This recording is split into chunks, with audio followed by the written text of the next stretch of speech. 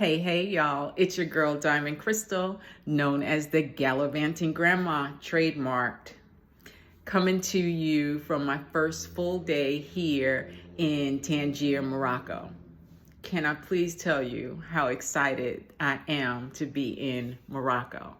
Oh my goodness. All right. So let me start by saying that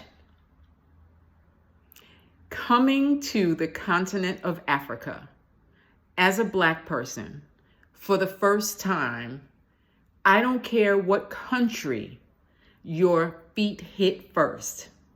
And for me, it's Morocco. It hits different.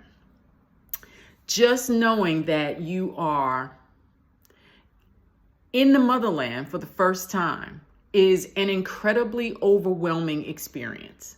I can say for myself, it was just, I'm still wrapping my mind around the fact that I'm here. And that I'm here by myself.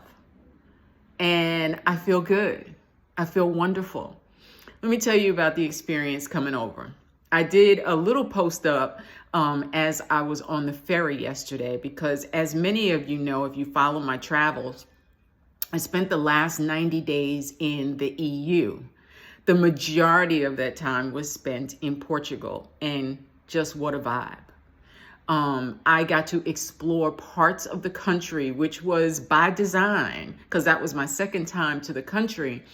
I got to explore parts of the country that I had not explored last year, and it paid in emotional and soul-stirring dividends. The people, the places, the views, the food, the experience, the capriascas. Anyway, I digress. Portugal was an entire vibe.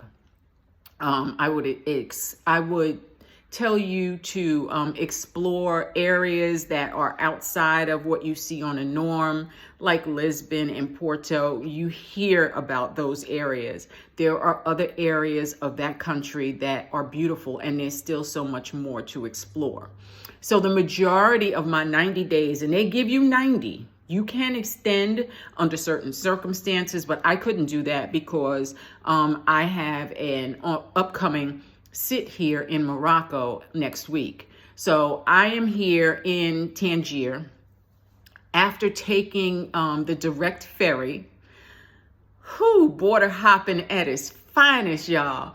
The direct ferry from Tarifa, Spain, and that is in the Costa del Sol area, which is just, I just love that area. It was a fantastic sit for fantastic people. I did not leave the grounds because it was a luxury sit with the hot tub, the sunken, soaking tub, all the things. So I didn't even leave. Like, I didn't need to. It was like a little vacation. But I did hop the bus, and from Fingarola went down to Tarifa. Tarifa is a part of the country that I had not visited before, outside of Marbella, which is oceanfront living, beautiful, absolutely gorgeous part of the country. But Tarifa is known for its high wind surfing. And I think they have surf competitions and stuff like that on a regular basis, windsurfing. So if you're into that kind of extreme sport, then probably visit Tarifa. So anyway, here I am. My bus is late. So your girl is running because I'm determined I'm not going to miss this ferry, right? It was a beautiful day, about 75 degrees. But as soon as I get to the port, I show them my ticket and they're like, hurry up, hurry up. I was the last person to get on the ferry, y'all. All right. So here's your girl. I got the backpack on the back. I got my trusty on the front, and I'm wheeling two small travel bags with me, and I'm literally running. So today I'm tired. I ain't gonna tell you no lie, but I made the ferry, and let me tell you, that is the best way to cross a border as far as I'm concerned. I've done it once before. When I was in Montevideo, Uruguay, I hopped the border over to Buenos Aires, Argentina. And that trip, while it was amazing, it was the choppiest, scariest boat ride I've ever taken in my life. Yesterday was easy, breezy, sunny, lovely. And it's about an hour from the border of Spain into Tangier, which is where I am now. All right. So what was one of the best things about taking the ferry over? Number one, no bag checks, no wondering whether or not it's going to fit, no wondering whether or not they're going to charge you for overweight. None of that. You could bring anything you want in your bag. So, your girl, knowing that she was coming over to a dry country, so to speak, I had a bottle of Spanish wine with me, right? Because you just don't never know, and you can't be short, because wine is a big part of my life. I don't know if that's a problem or not, but anyway, this is my life and I like wine. So anyway, no problem bringing over the bottle of wine. No problem bringing over full size, if you have your mouthwash, whatever it is, because they're not checking for that stuff when you travel by ferry or by bus or by train. So that really it's less stressful to me than getting on an airplane. And you don't have to be there 2.5 to 3 hours in advance. I told you I ran. I had literally 30 minutes before they were pulling up anchor and pulling out of the port, and your girl made it. So I'm really proud about that. Anyway, it was a beautiful ride. Sun was shining bright. You do have to do like your whole passport control thing. You do that on the vessel, because once you get off, they have to have stamped you to come into Morocco. All right. Get off the ferry. First thing I'm doing is, I'm looking for an ATM because it's new currency. I've been using euros for the last 90 days, and I need new currency. So I'm like looking around, and I see where the ATMs are set up at the port. There are 4 of them. The biggest and most prominent was BOA. I'm going to just pause. Everybody know BOA in the United States, right? Bank of America. Nah, this was Bank of Africa. I was like, this the ATM I'm going to. This my people. I mean, it just hit different. It really did. So now I'm going through, I've got my currency. I'm ready to, exit the port. And as I'm going through, there are official tourist greeters there. And they are in traditional garb. And the first thing that they said was, "Welcome home, sister." I'm getting emotional just recalling my feeling at that moment, y'all, because I have not done a DNA test. I haven't done 23andMe. I don't know where my people came from, but they obviously came from the motherland. And this was my first visit to any country on the continent of Africa. And one sister said to me, she said, "Welcome home, my sister. This is your home before they took you from your home." And it just filled me with emotion. And it filled me with the kind of emotion that was like, I was overjoyed, but I was also sad. So it was kind of a conundrum of emotions, you know what I mean? Because my mom always wanted to come to Africa, and I always said to her, we would do this together. Well, mom's gone on to glory, of course, as you know, if you follow my channel. But I mean, just being welcomed in such a way, it just hit differently. So, like I said, I don't care where on the continent, what country you land in for the very first time. As a Black person coming from the United States, you are going to feel emotional. And so I just let all of that sit with me. And obviously it's still sitting with me today, but really, really just impactful experience. Settling in. Well, let's go back. Getting from the port to my Airbnb, because I'm between sits now. My sit does not start in Rabat for about a week or so. So I'm posted up in Tangier, where I can then visit Fez and Marrakesh.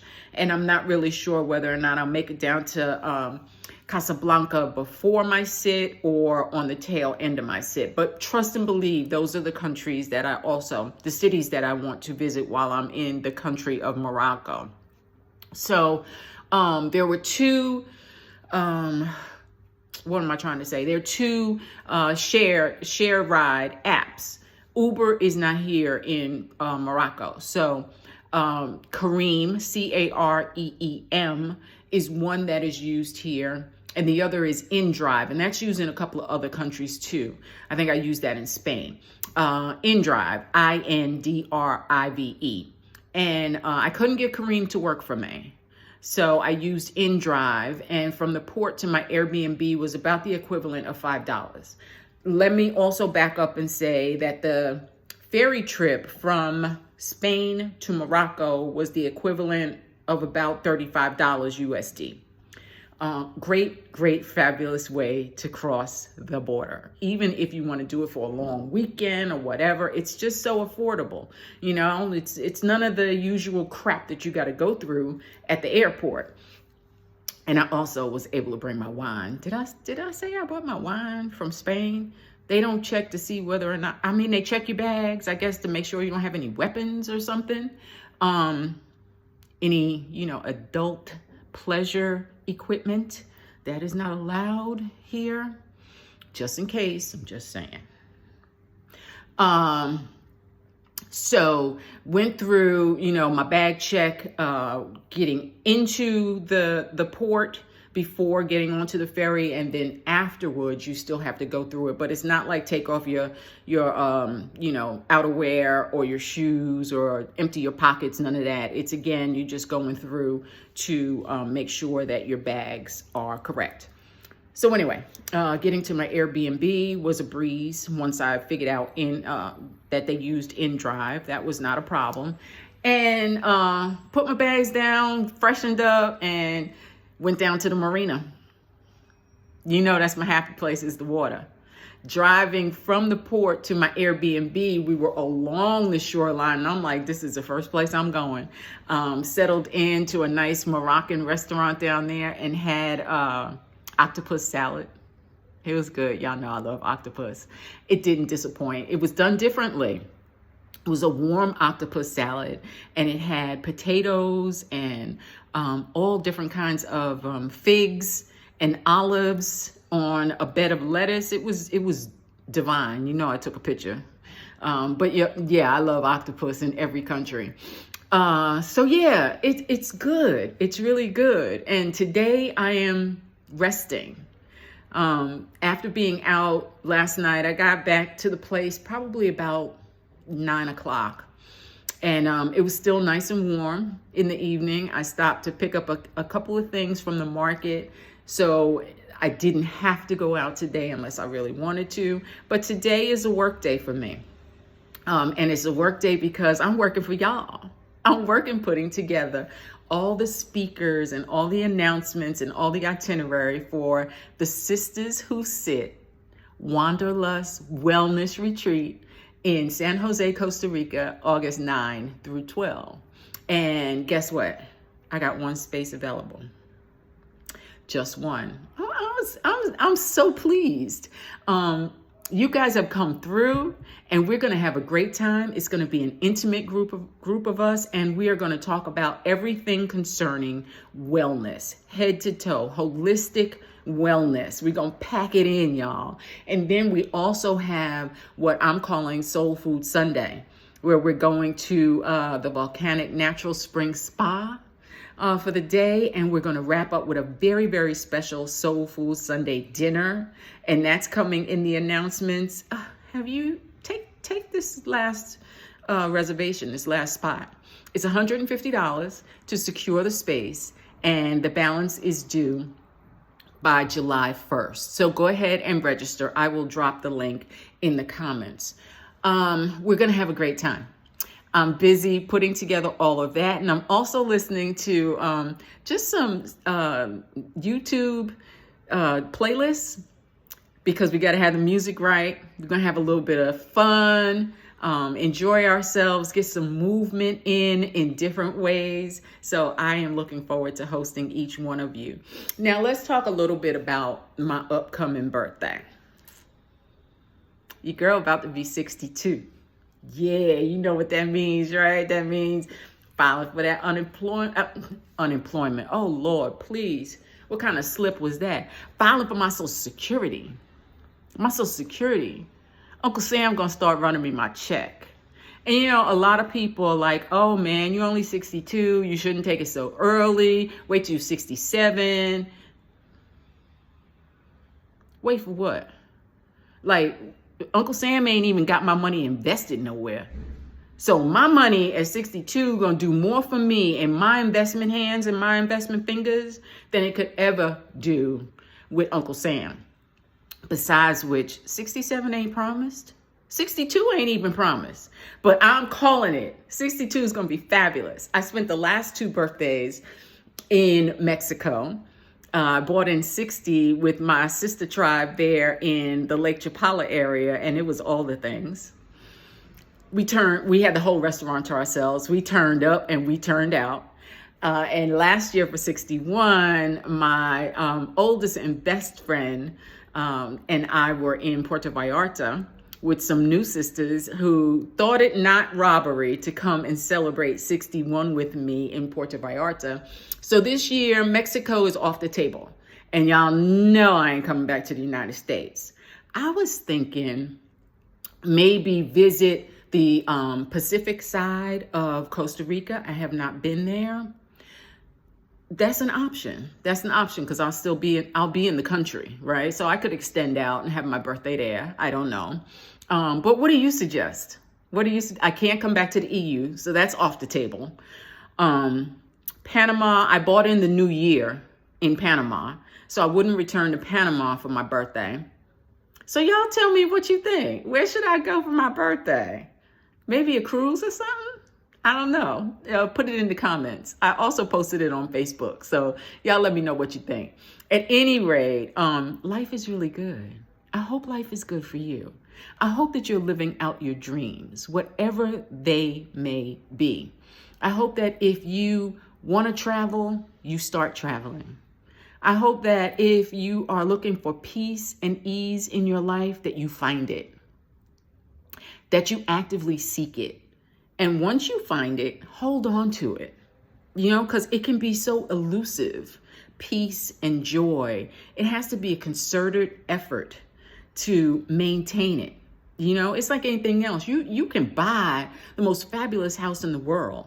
You can buy the most expensive car, but if you can't maintain it, then you've wasted time, money, and energy. So when you find your peace, hold on to it, maintain it, do what it takes to keep it. Part of what I do is, every day I start out in a posture of gratitude. So much so that I have a free download on my website. I'll drop that link to my free gratitude journal. So if you're not used to journaling and just writing down on a daily basis, or even, you could start small if you're not used to journaling, every other day, whatever the case may be. But get in a habit of writing down what you're grateful for and why you're grateful for it. It positions you differently when you look at your life through the lens of gratitude, because the life that you are living is the life somebody else has been dreaming about. How do I know that? Because people reach out to me every single day. No joke. It still surprises me. Every day somebody reaches out and tells me what a post has meant to them, or a comment that I put on their post, what it means to them. So, people are watching. People are definitely watching. So much so that, when I'm intentionally outside, and y'all know I'm a big proponent of getting outside with intention, making sure that if you are doing this travel journey as a solo traveler, that you give yourself soft landings wherever you go. Align yourself with the local groups in whatever country or city you are visiting, so that you don't, first of all, as a sitter, you don't get sitter fatigue, because nobody wants to go out and eat by themselves every single night. Some nights you would like to have community. Community is important. And I am just overwhelmingly blessed with community in every country that I've visited. The people that I met this time around in Portugal, I consider them tribe. I really, really do. And that can happen when you're intentional about connecting. You know, you connect because you want to be a part of the community. You don't want to have to figure everything out on your own. Folks who live there already or who have visited for a long time, that's your boots on the ground. That's your those are your local resources. So if you decide you want to post up and you want an apartment, you know, do it the easy way. Talk to folks who know folks who know folks, because right now in this social media AI environment where we are all living, your network is your currency. It ain't always got to be about money. It can be about your network. People can help stretch your financial resources with their intellectual knowledge and their boots on the ground resources to help you stretch your money. So be intentional about connecting when you're out there. Listen, I got to get to work. But I just had to do a little video to tell you how excited and overjoyed that I am to be in Morocco. I'll be doing some more posts as I get out and start gallivanting these streets. I really haven't done that yet, but this is only day one. So, just give a little bit of time. You know how I roll. And if you are in Morocco, if you're in the Tangier, Rabat, Fez, Marrakesh areas, or if you're going to be in the next 30 days, then please reach out and connect with me. I would love to meet up. I would say for a glass of wine, but that probably may not happen in Morocco. But, we can find something to get into. A cup of coffee, of course. Listen, whatever you're doing and wherever you are, I wish you nothing but peace and blessings.